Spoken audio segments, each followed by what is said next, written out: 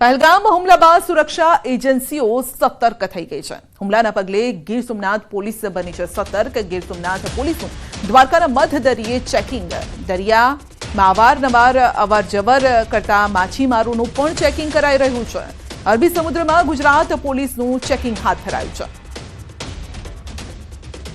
તો ગીર સોમનાથ પોલીસનું દ્વારકાના મધ દરિયે ચેકિંગ હાથ ધરાયું છે, કારણ કે અવારનવાર આપણે જોયું છે કે ડ્રગ્સ ઘુસાડવાની વાત હોય કે પછી આતંકીઓને ઘુસાડવાની વાત હોય કે પછી દેશ વિરોધી ગતિવિધિ કરવાની વાત હોય, હંમેશા ગુજરાતના દરિયાનો ઉપયોગ થતો આવ્યો છે પહેલા, પરંતુ સુરક્ષા એજન્સીઓ સતર્ક છે, જેના કારણે તેઓને પકડી પાડવામાં આવે છે અને ફરી એક વખત આ એજન્સીઓએ સુરક્ષા ચાકચौबंद કરી છે। વધુ અપડેટ મેળવીશું સંવાદદાતા દિનેશ પાસેથી। જી દિનેશ, ગીર સોમનાથ અને ખાસ કરીને જે દ્વારકાના દરિયાકાંઠે અત્યારે સર્ચ ઓપરેશન પણ ચાલી રહ્યું છે। जी बिल्कुल संध्या, खास કરીને जम्मू काश्मीर अंदर आतंकी હુમલો થયો છે તેના ભાગરૂપે દેશનું પ્રથમ જ્યોતિર્લિંગ સોમનાથ મંદિર છે જે અરબી સમુદ્ર કિનારે આવેલું છે અને તેમને ધ્યાનમાં લઈ અને ગીર સોમનાથ પોલીસે હાલ સઘન સુરક્ષા વ્યવસ્થા છે હાથ ધરી છે, કારણ કે જે અરબી સમુદ્ર છે તે અને પાકિસ્તાનનો દરિયા કિનારો બંનેની જળસીમા એક હોય છે, ત્યારે અવારનવાર આ પ્રકારની ગતિવિધિઓ છે તે દરિયાની અંદર જોવા મળતી હોય છે। તેમના ભાગરૂપે આજે ગીર સોમનાથ એસપીના આદેશથી એસઓજીની ટીમ દ્વારા દરિયાની અંદર છે તે ચેકિંગ હાથ ધરવામાં આવ્યું છે અને જે માછીમારો હોય છે તે તમામ માછીમારોની બોટો છે તેમને ચેકિંગ કરવામાં આવી રહી છે। સંધ્યા જી, આપનો આભાર। जम्मू काश्मीर पहलगाम थयेल आतंकी हुमलाने लई देशभर में आक्रोशनो माहौल है और तमाम लोग हुमलानो विरोध करता जोवा मळी रह्या छे। त्यारे अरवल्ली जिल्लामां वेपार धंधा सज्जड बंध राखी विरोध दर्शाववामां आव्यो। मोडासा, शामळाजी, भीलोड़ा, मेघरज सज्जड बंध जोवा मळ्यो छे। बायर, धनसुरा, मालपुरमां पण बजारो बंध जोवा मळी छे। वेपारी अने संस्थाओए बंध पाड़ी विरोध प्रदर्शन कर्युं छे।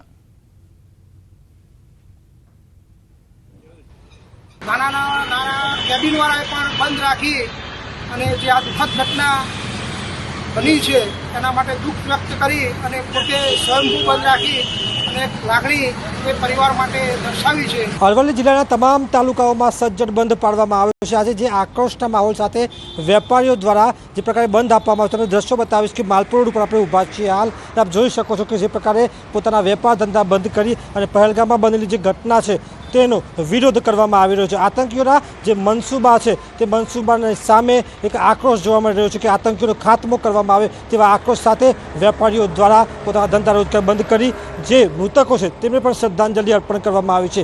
લોકોમાં ભારે આક્રોશનો માહોલ છે। સંસ્થાઓ છે, વેપારીઓ છે। અરવલ્લી જિલ્લાના યાત્રાધામ શામળાજી, મોડાસા એપીએમસી, માલપુર એપીએમસી સહિત તમામ જે તાલુકા મથકો મોડાસા, માલપુર, મેઘરજ, બાયર, ધનસુરા તમામ તાલુકા મથકો સજ્જડ બંધ જોવા મળી રહ્યા છે। હાર્દિક પટેલ, ન્યૂઝ 18 ગુજરાતી, અરવલ્લી। સાબરકાંઠામાં પહેલગામ આતંકવાદી હુમલાનો વિરોધ। હિંમતનગર શહેર, તલોદ, પ્રાંતિજમાં બંધનું એલાન। મૃતકોને શ્રદ્ધાંજલિ આપવા વેપારીઓએ બજારો સ્વયંભૂ બંધ રાખી। વહેલી સવારથી બજાર સજ્જડ બંધ જોવા મળી। 27 પ્રવાસીઓની નિર્મમ હત્યાના સમગ્ર દેશમાં ઘેરા પ્રત્યાઘાત જોવા મળી રહ્યા છે। આતંકવાદીઓ સામે કડક કાર્યવાહી કરવાની પણ માંગ ઉઠી છે। કાશ્મીરમાં જે પહેલગામમાં બનાવ બન્યો એ બહુ દુઃખદ બનાવ હતો। એના વિરોધમાં અમે આજે હિંમતનગર, ગાંધી રોડ તથા કાવર બજાર આખું બંધ રાખ્યું છે। જમ્મુ કાશ્મીરના પહેલગામમાં જે આતંકી હુમલો કરવામાં આવ્યો છે, જેમાં નિર્મમ લોકો, જે નિર્દોષ લોકો હતા તેમની હત્યા કરવામાં આવી હતી, તેના વિરોધમાં ઠેર ઠેર વિરોધ પ્રદર્શન અને જે રોષ છે એ જોવા મળી રહ્યો છે। ખાસ કરીને વાત કરવામાં આવે સાબરકાંઠા જિલ્લાની, તો સાબરકાંઠા જિલ્લામાં ગઈકાલે જે ઈડર, વડાલી અને વિજયનગર બંધ રાખવામાં આવ્યું હતું, તો આજે ખેડબ્રહ્મા, ઈડર અને પ્રાંતિજ અને તલોદ સહિતના જે શહેરો છે તે સજ્જડ બંધ રાખવામાં આવ્યા હતા। નોંધનીય છે કે જે બંધ હતું તેમાં તમામ લોકોનો રોષ જોવા મળ્યો હતો અને રોષ જોવાને સાથે તમામ લોકોએ ખાસ કરીને જે બંધમાં જોડાયા હતા અને જે આતંકવાદી હુમલો થયો હતો તેમાં જે આતંકવાદીઓને જે આકરામાં આકરી સજા મળે તેવી પણ ખાસ કરીને લોકોની માંગ ઉઠી હતી। આ ઉપરાંત વાત કરવામાં આવી જે સ્વનિર્ભર શાળાઓ છે તેમાં પણ તે બંધમાં જોડાઈ છે। આ ઉપરાંત હિંમતનગરનું માર્કેટ યાર્ડ છે, માર્કેટ યાર્ડ પણ આજે બંધમાં જોડાયું છે। એટલે કે આ રીતે તમામ લોકોએ જે નિર્દોષ લોકોની જે હત્યા થઈ છે તે તમામ લોકોને શ્રદ્ધાંજલિ આપવા માટે તમામ વેપારીઓ અને સ્થાનિક લોકો પણ આજે આ બંધમાં જોડાયા છે અને તમામ લોકોને સીધા જ આપણે લઈ જઈશું હવામાન વિભાગની પ્રેસ કોન્ફરન્સમાં।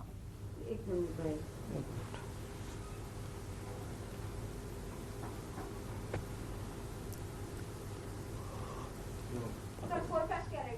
आज का जो पूर्वानुमान है, आने वाला अगले 7 दिन तक मौसम शुष्क रहेगा और अगले 3 दिन तक मतलब 25 अप्रैल से लेकर 27 अप्रैल तक जो तापमान है इसमें कोई बड़ा बदलाव नहीं है, लेकिन उसके आगे तापमान में 2 से 3 डिग्री सेंटीग्रेड बढ़ोतरी होने का संभावना है।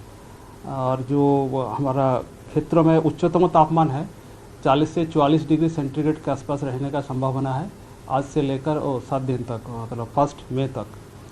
और जो हमारा तटीय क्षेत्र है गर्म और आर्द्र हवा के पवन के कारण हॉट एंड ह्यूमिड कंडीशन, असहज स्थिति का अनुभव हो सकता है डे 3 से लेकर डे 7 तक, मतलब 27 अप्रैल से लेकर 1 मई तक।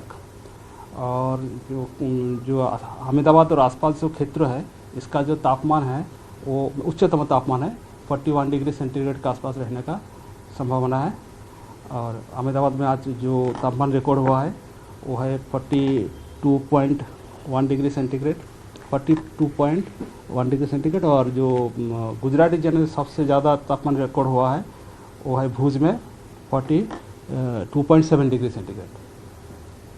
आज क्या रहेगा सर अहमदाबाद में? अहमदाबाद में आज का जो उच्चतम तापमान है वो 41 डिग्री सेंटीग्रेड के आसपास रहने का पूर्वानुमान है। सर अभी गर्मी 3 दिनों के बाद में बढ़ेगी, क्या कारण होगा? अभी जो पवन का दिशा चेंज होएगी, गर्म हवा आने का संभावना है, इसी के कारण फिर तापमान बढ़ने का संभावना है। कोई वार्निंग है सर?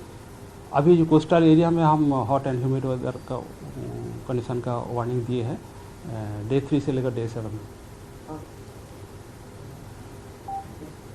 27 થી શું કીધું? 27 થી પહેલી 40 થી 44 डिग्री तापमान रहेगा।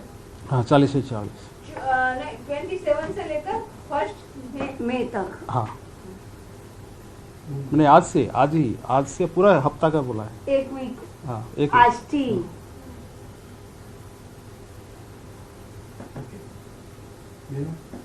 Okay okay.